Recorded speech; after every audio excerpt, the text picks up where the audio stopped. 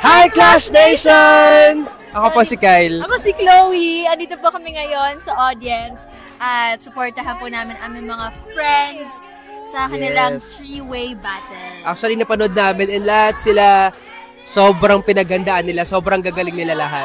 Sobrang nakaka-proud habang pinapanood namin sila kasi grabe kita mo, andun talaga yung passion nila sa pagkanta, sa pag-perform. Wala, ang galing Saka nila. Grabe yung improvement nila from round 1 hanggang sa nandito na sila sa trio. Hindi mo ina-expect na yung itong certain performer ay kaya palang kumanta ng ganyang kanta. Yes. Diba? Saka parang nag-export talaga sila this time. So, nakakatuwa. I mean, may question ako. Sige, game. Sino yung top trio mo? Kung pipili ako ng isa, The Triad. Grabe yung commitment nila sa isa't isa, yung teamwork and yung solo performances nila. Sobrang talagang nagpakita talaga sila ng gilas. Ikaw, sino yung top pick mo? Ako yung unang birit.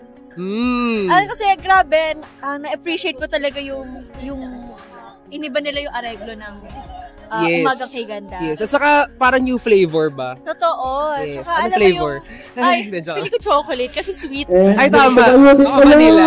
Ay, dahil sinabi. Heartfelt at alam mo yung mapapawaw ka na. Yes. It gives positivity talaga. Yes. And also, gusto ko din bigyan ng, i-congratulate yung sila Ate Melina, Sandrex, and Sandra. Kasi sobrang grabe din yung pinakita nilang performances. So, talagang ang hirap mabili, pero yun yung mga top picks namin. Kaya sino top? Ay,